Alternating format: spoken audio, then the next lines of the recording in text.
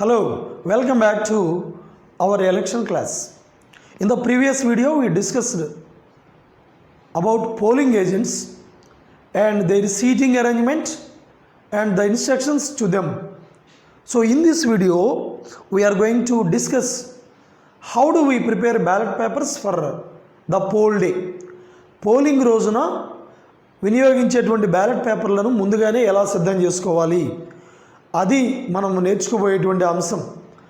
చూడండి, మనకి సాధారణంగా ఒక పోలింగ్ బూత్కి ఎన్ని బ్యాలెట్ పేపర్లు ఇస్తారు అంటే, ఆ పోలింగ్ బూత్కి కేటాయించబడినటువంటి ఓటర్ల సంఖ్యకు సమానమైనటువంటి సంఖ్యలో బ్యాలెట్ పేపర్లు సర్పంచ్ ఓట్ అలానే వార్డు మెంబర్కి ఈ రెండింటికి సంబంధించినటువంటి బ్యాలెట్ పేపర్లు సమాన సంఖ్యలో నంబర్ ఆఫ్ ఓటర్లు ఎందరైతే ఉన్నారో ఆ బూత్ కేటాయించబడిన వారు అన్ని బ్యాలెట్ పేపర్లు మనకు సప్లై చేయడం జరుగుతుందన్నమాట. మరి ఆ బ్యాలెట్ పేపర్లు కట్టలుగా మనకి అందించడం జరుగుతుంది. ఒక్కో బండిల్లో 50 బ్యాలెట్ పేపర్స్ ఉంటాయి. అయితే మనకి ఇచ్చినటువంటి అన్ని బ్యాలెట్ పేపర్ల కట్టలలో 50 ఉండాల్సిన అవసరం లేదు. చివరిలో వచ్చినటువంటి కట్టలు ఖచ్చితంగా బ్యాలెట్ పేపర్ల యొక్క సంఖ్య ఓటర్ల సంఖ్యకు సమానంగా 51 గుణిజాల్లో కనుక ఉన్నట్లయితే, ఉదాహరణకి 250 మంది ఓట్లు ఉంటే 5 కట్టలు వస్తాయి. అదే 250 మంది కంటే తక్కువ ఉన్నట్లయితే, ఉదాహరణకి 240 చిల్లర ఉందనుకోండి, 243 మంది ఉన్నారు.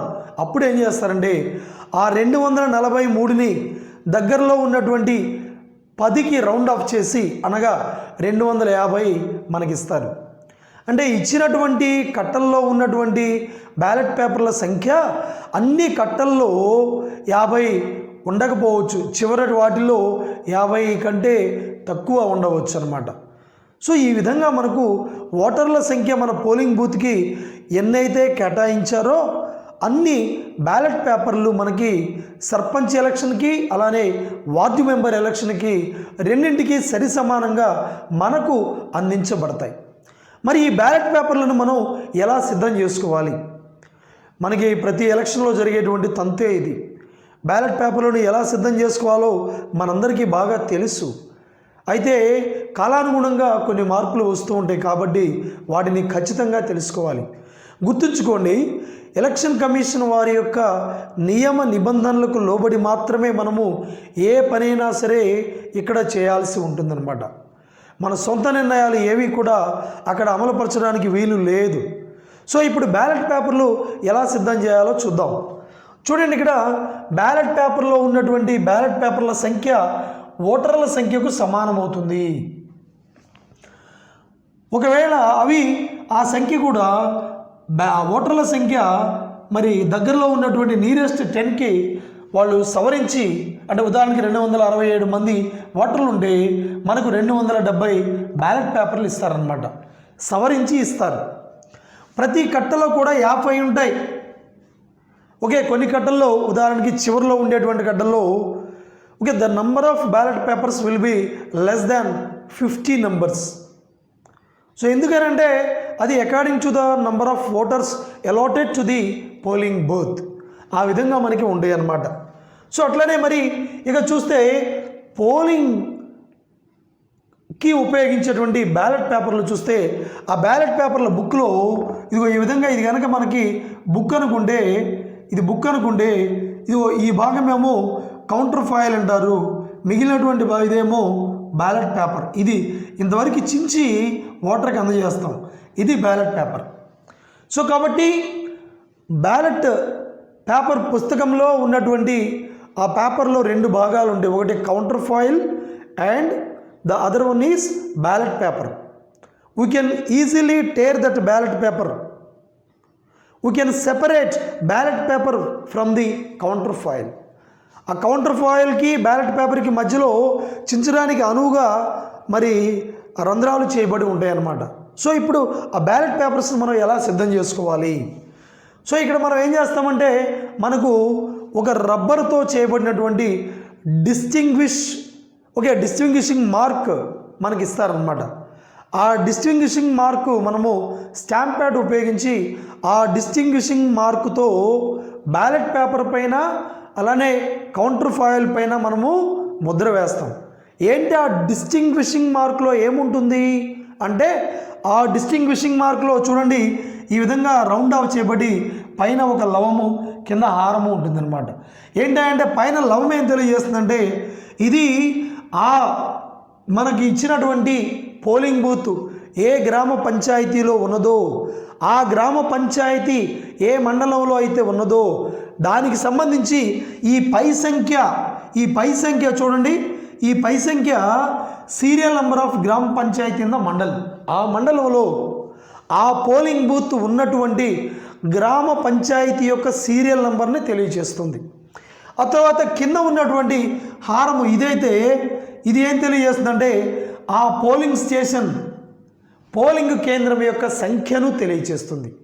సాధారణంగా పోలింగ్ సంఖ్య యొక్క నంబరే ఆ పంచాయతీలో ఆ వార్డు యొక్క నంబరు అవుతుందన్నమాట. అంటే పోలింగ్ కేంద్రం యొక్క నంబరు ఆ పోలింగ్ స్టేషన్ ఉన్నటువంటి వార్డు నంబరు రెండు కూడా ఒకటే అయి ఉంటాయి అన్నమాట. Okay, right. ఇప్పుడు డిస్టింగ్విషింగ్ మార్క్ ఏంటమ్మా, సీరియల్ నెంబర్ ఆఫ్ ది గ్రామ పంచాయతీ మండలము పైన ఉంటుంది, పోలింగ్ కేంద్రం యొక్క సంఖ్యము ఈ కింద ఉంటుందన్నమాట. ఓకే, జనరల్గా ఒక వార్డుకి ఒక పోలింగ్ స్టేషన్ మాత్రమే ఉండవచ్చు. ఒక్కోసారి ఒకే వార్డులో ఒకటి కంటే ఎక్కువ 2 లేదా 3 సంఖ్యలో పోలింగ్ కేంద్రాలు ఉండవచ్చు. ఓకే, మరి ఆ డిస్టింగ్విషింగ్ మార్కులో ఉదాహరణకి ఇక్కడ నేను చూపించాను 7/21. ఇది ఆ డిస్టింగ్విషింగ్ మార్కులో ఉన్నటువంటి పోలింగ్ కేంద్రానికి సంబంధించిన వివరం 7/21. మరి 21 కింద ఏం తెలియజేస్తుందని చెప్పాను, పోలింగ్ కేంద్రం యొక్క సంఖ్యను తెలియజేస్తుందని చెప్పాము. ఒకవేళ ఒకే వార్డులో 2 లేదా 3 పోలింగ్ కేంద్రాలు ఉన్నట్లయితే అప్పుడు అదే కేంద్రానికి నంబర్కి ప్రక్కన ఏమొస్తాయంటే ABC అని యాడ్ చేయడం జరుగుతుందన్నమాట. అంటే ఇక్కడ చూడండి ఇలా రాశాను 7/21A అండ్ 7/21B. ఇలా ఒకే వార్డులో ఒకటి కంటే ఎక్కువ పోలింగ్ కేంద్రాలు ఉన్నట్లయితే ఆ కింద ఉన్నటువంటి పోలింగ్ కేంద్రం యొక్క సంఖ్య ప్రక్కన ABCDలు చేర్చి పోలింగ్ కేంద్రం యొక్క సంఖ్యను రాయడం జరుగుతుంది. సో ఆ విధంగా ఉంటుందన్నమాట. రైట్, ఇప్పుడు మనం ఏం చెప్పుకుంటున్నాం, బ్యాలెట్ పేపర్ బుక్లో ఉన్నటువంటి ప్రతి పేపర్ పైన సగభాగమేమో అంటే more than half ballot paper భాగం ఉంటుంది, ఎడమ వైపున దానికి సంబంధించి కౌంటర్ ఫాయిల్ భాగం ఉంటుంది. ఈ రెండింటిపైన మనము డిస్టింగ్విషింగ్ మార్కు స్టాంపింగ్ వేయాలి. మరి ఎక్కడ వేయాలి అంటే ఆ బ్యాలెట్ పేపర్ మరియు కౌంటర్ ఫాయిల్ వెనుక భాగాన టాప్లో ఎడమ వైపున మాత్రమే ఈ డిస్టింగ్విషింగ్ మార్క్ని మనము స్టాంపింగ్ వేయాలి. ఓకే, సో కాబట్టి బ్యాలెట్ పేపర్కు వెనుక ప్రిసైడింగ్ ఆఫీసరు మళ్ళా పూర్తి సంతకం కూడా చేయాల్సి వస్తుందన్నమాట. సో ఇక్కడ 2 విషయాలు చెప్పాము మనము, బ్యాలెట్ పేపర్ మరియు కౌంటర్ ఫాయిల్ రెండింటి పైన వెనుక భాగాన పై భాగంలో ఎడమ వైపున డిస్టింగ్విషింగ్ మార్కుతో మనము స్టాంపింగ్ వేయాలి on both counter foil and ballot paper. మరి ప్రిసైడింగ్ ఆఫీసర్ సంతకం ఎక్కడ చేయాలి, కేవలం బ్యాలెట్ పేపర్ వెనుక భాగాన మాత్రమే ఈ ప్రిసైడింగ్ ఆఫీసర్ సంతకం చేయవలసి ఉంటుంది. He need not sign on the counterfoil మీద మరి ప్రిసైడింగ్ ఆఫీసర్ యొక్క సంతకం అవసరం లేదు, సమయము వృధా, దానికి అవసరం లేదు సంతకం. కేవలం బ్యాలెట్ పేపర్ పైన మాత్రమే ప్రిసైడింగ్ ఆఫీసర్ వెనుక భాగాన సంతకం చేయాలి. సో ఇవి 2 తప్పనిసరిగా మరి పూర్తి చేయాలి. ఇక్కడ మనకు అనుమానం వస్తుంది, సార్ ఎన్ని బ్యాలెట్ పేపర్లు మనము స్టాంపింగ్ వేసి సంతకం చేయాలి? మనము బ్యాలెట్ పేపర్ల యొక్క సంఖ్య ఎన్ని స్టాంపింగ్ వేయాలంటే ఓటర్ల సంఖ్యలో మనం జాగ్రత్తగా చూసుకొని పోలింగ్ సరళిని చూసుకోవాలి. మనం యాక్చువల్గా ఈ పని మొత్తం కూడా ఏం చేయాలంటే పోలింగ్ బిగిన్ కాబోయే ముందు ఒక పావుగంట ముందు సంతకాల కార్యక్రమాన్ని మొదలుపెట్టుకోవాలి. వాస్తవంగా సహజంగా ఏంటంటే 100 పేపర్ల పైన సంతకం పెట్టడానికి ప్రిసైడింగ్ ఆఫీసర్కి it takes 5 minutes of time to sign approximately 100 numbers of ballot papers. 5 నిమిషాలు పట్టుద్ది ప్రతి 100 పేపర్లు పెట్టడానికి. యాక్చువల్గా ఇది before the commencement of the poll ఒక 15 నిమిషాలకు ముందు సంతకాలు పెట్టుకోవాలి. మరి ఇవి కూడా స్టాంపింగు బ్యాలెట్ పేపర్స్ అన్నీ కూడా అదే పోలింగ్ కేంద్రానికి చెందినవి కాబట్టి జాగ్రత్తగా మనము స్టాంపింగ్ వేసుకోవచ్చు. మరి స్టాంపింగ్ వేసుకున్న తర్వాత సంతకాలు పోలింగ్ సరళిని బట్టి ఓకే జాగ్రత్తగా అది ప్రిసైడింగ్ ఆఫీసర్ని మరి బట్టి ఉంటుంది, జాగ్రత్తగా వేసుకోవాలి అవి. అయితే ఈ బ్యాలెట్ పేపర్ల స్టాంపింగ్ అయిపోయి సంతకం అయిపోయిన తర్వాత మాత్రమే పోలింగ్ బూత్కి ఓటు వేయడానికి వచ్చినటువంటి ఓటర్కి మనము వాటిని ఇవ్వాలి. జాగ్రత్తగా చెక్ చేసుకోవాలి. ఓటర్కి మనము బ్యాలెట్ పేపర్ ఇచ్చి ఓటుకి పంపించే ముందు ఆ బ్యాలెట్ పేపర్ చించి ఓటర్కి ఇచ్చే ముందు తప్పనిసరిగా బ్యాలెట్ పేపర్ యొక్క వెనుక భాగాన డిస్టింగ్విషింగ్ మార్కుతో స్టాంపింగ్ అయిందా, అలానే మరి బ్యాలెట్ పేపర్ వెనుక భాగాన ప్రిసైడింగ్ ఆఫీసర్ యొక్క సంతకము చేశాడా అనేది నిర్ధారించుకొని అవి రెండు పూర్తయిన తరువాత మాత్రమే బ్యాలెట్ పేపర్ని ఓటర్కి మనము అందచేయాలి. It's very important issue. Okay, చాలా జాగ్రత్త, లేకపోతే తేడాలు వచ్చేస్తాయి అన్నమాట. సో కాబట్టి ఇక్కడ సంతకం చూడండి, కేవలం బ్యాలెట్ పేపర్ పైన మాత్రమే ఉంచాలి. కౌంటర్ ఫైల్ మీద ప్రిసైడింగ్ ఆఫీసర్ యొక్క సంతకము అవసరం లేదు.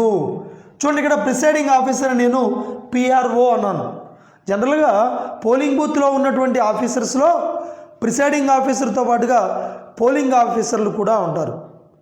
PO అంటే పోలింగ్ ఆఫీసర్లు వస్తారు కాబట్టి ప్రత్యేకంగా ప్రిసైడింగ్ ఆఫీసర్ అని మనము పెద్ద ఆయన్ని పిలుచుకుందాం, కన్ఫ్యూజన్ లేకుండా ఉంటుందన్నమాట. రైట్. సో కాబట్టి అవసరాన్ని బట్టి మనము ప్రిసైడింగ్ ఆఫీసర్ సంతకాలు చేసుకోవాలి. ఓకే, ఇప్పుడు డిస్టింగ్విషింగ్ మార్క్ ఎలా వేయాలి, సంతకాలు ఎలా చేయాలి, ఇవి చూసాం మనం. ఇకపోతే మరి జాగ్రత్తగా చూడండి, మనము రికార్డ్స్ మెయింటైన్ చేయవలసి ఉంటుందన్నమాట. బ్యాలెట్ పేపర్లు తీసుకున్న తర్వాత మెటీరియల్ కేంద్రంలో మనం తీసుకున్న తర్వాత జాగ్రత్తగా బ్యాలెట్ పేపర్ల యొక్క సీరియల్ నంబర్స్ ఫ్రమ్ టు, ఒక్కొక్కట్లో ఫ్రమ్ టు ఎన్ని బండిల్స్ వచ్చినాయి, ఒక్కో బండిల్లో ఫ్రమ్ టు ఏమేమి ఉన్నాయి అవి జాగ్రత్తగా మనం నోట్ చేసుకోవాలి. ఓవరాల్గా కూడా the first serial number of the first ballot paper and the last serial number of the last ballot paper must be noted, must be recorded. చాలా ముఖ్యమైనటువంటి విషయం. తర్వాత మనము ఫామ్స్ పూర్తి చేసేటప్పుడు నోరు వెళ్ళబెట్టాల్సి వస్తుందన్నమాట.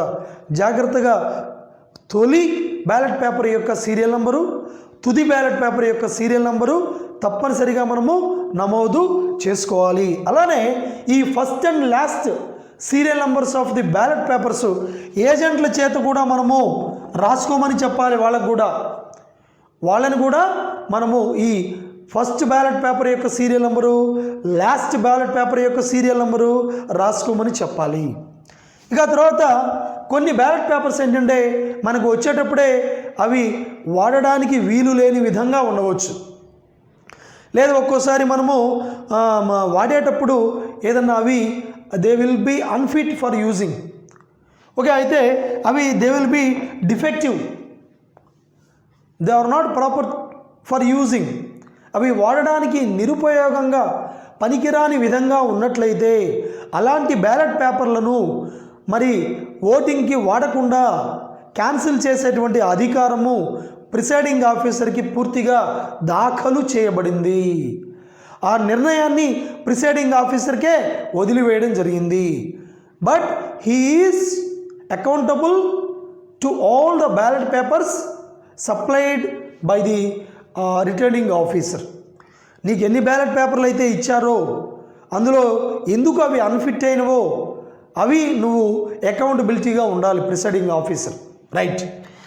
కాబట్టి కొన్ని బ్యాలెట్ పేపర్స్ ఉపయోగానికి పనికి రాకుండా ఉంటే వాటి యొక్క క్యాన్సిలేషను ప్రిసైడింగ్ ఆఫీసర్కి పూర్తిగా ఇవ్వబడింది. రైట్, ఇక్కడ ఒక ముఖ్యమైనటువంటి విషయాన్ని మనము చెప్పుకోవాలి. బ్యాలెట్ పేపర్ల పైన ఉన్నటువంటి సీరియల్ నంబర్స్ని ఓటర్లకి ఇష్యూ చేసేటప్పుడు పోలింగ్ ఏజెంట్లు రాసుకోవడానికి అనుమతి లేదు. పోలింగ్ ఏజెంట్లు మనము ఓటర్కి ఇష్యూ చేస్తూ ఉన్నటువంటి బ్యాలెట్ పేపర్ యొక్క సీరియల్ నంబర్ని నమోదు చేసుకోవడానికి రాసుకోవడానికి అనుమతి లేదు. It is the violation of secrecy of vote under section 217 of Panchayati Raj act 1994. The polling agent is not allowed to write the serial number on the ballot paper issued to the voter. అది లేదన్నమాట. కాబట్టి వాళ్ళని polling ఏజెంట్లు ballot paper పైన ఉన్నటువంటి serial number రాసుకోకూడదు, దానికి వారికి అనుమతి లేదు. ఇక్కడ మనము చాలా ఇంపార్టెంట్ పాయింట్ ఒకటి మనం తెలుసుకోవాలి. బ్యాలెట్ పేపర్లు ఇచ్చేటప్పుడు వరుసగా ప్రతి ఓటర్ వచ్చినటువంటి ఓటర్కి మనం ఇచ్చేటువంటి బ్యాలెట్ పేపర్ల యొక్క serial number consecutive serial number కానవసరం లేదు. అంటే ప్రక్కదే కానవసరం లేదు. ఒకటి రెండో వాడికి ఖచ్చితంగా రెండో నంబర్ సీరియలే ఇవ్వనవసరం లేదు. మూడో వాడికి మూడో నంబర్ సీరియల్ ఉన్నటువంటి బ్యాలెట్ పేపరే ఇవ్వనవసరం లేదు. నాలుగో వాడికి నాలుగో సీరియల్ నెంబర్ ఉన్నటువంటి బ్యాలెట్ పేపరే ఇవ్వనవసరం లేదు. మనము బ్యాలెట్ పేపర్స్ని ఏ విధంగానైనా సరే ఇవ్వవచ్చు. బ్యాలెట్ పేపర్లను షఫుల్ చేసుకోవచ్చు. మనము election commission, AP state election commission నియమ నిబంధనలో దీన్ని పొందుపరిచిందనమాట. ఏంటంటే దానికోసము బండిల్స్ షఫుల్ చేసుకోమంటుంది. మొదట్లో ఉన్నటువంటి 2 లేదా 3 బండిల్స్ని షఫుల్ చేసుకోవచ్చు అనమాట. మనం అంటే సంతకాలు పెట్టుకొని ఫస్ట్ బండిల్ వాడకుండా రెండవ బండిల్ వాడవచ్చు బిగినింగ్ ఆఫ్ ది పోల్లో. ఆ తర్వాత మూడో బండిలు వాడుకోవచ్చు, తర్వాత ఒకటి షఫుల్ చేసుకొని వాడుకోవచ్చు. అంతేకాని ఒకే కట్టలో ఉన్నటువంటి బ్యాలెట్ పేపర్స్ అన్నీ కూడా ఇండివిజువల్గా షఫుల్ చేయడానికి వీల్లేదు. కట్టలు షఫుల్ చేసుకొని మనము షఫుల్ చేసుకున్నటువంటి కట్టల్ని మనము వచ్చినటువంటి వాటర్కి ఇస్తూ వాటిని వినియోగించవచ్చు. అయితే at the end of the poll, at the closing of the poll, you must issue the last serial number, the ballot paper with the last serial number to the last voter in the election. చివరిలో వచ్చేటువంటి ఓటర్లకి polling closing సమయంలో ఇచ్చేటువంటి ballot పేపర్లు నీకు ఇచ్చినటువంటి serial నంబర్స్లో చివరివి అయి ఉండాలి. Note this point, very important point this one. మొదట్లో బిగినింగ్ ఆఫ్ ది పోల్లో కట్టలు షఫుల్ చేసుకొని మొదటి కట్ట వాడకుండా రెండోది వాడుకోవచ్చు, మూడోది వాడుకోవచ్చు. కానీ at the closing time of the polling నువ్వు చివరి ఓటర్లకు ఇచ్చేటువంటి serial number of the ballot paper నువ్వు తీసుకున్నటువంటి సీరియల్ నంబర్స్లో చివరిదై ఉండవలేను. అది జాగ్రత్తగా చూసుకోండి. ఒకే కట్టలో ఉన్నటువంటి బ్యాలెట్ పేపర్స్ తారుమారు వద్దు. అయితే 3 లేదా 4 కట్టలు తారుమారు చేసుకోవచ్చు, కట్టలు తారుమారు చేయొచ్చు ఇక్కడ. అయితే ఓటర్కు ప్రక్కన వరుస సంఖ్యతో బ్యాలెట్ పేపర్లు ఇవ్వనవసరం లేదు. పోలింగ్ ముగిసే సమయంలో ఓటర్లకు ఇచ్చేటువంటి బ్యాలెట్ పేపర్స్ వరుసలో చివరివై ఉండాలి.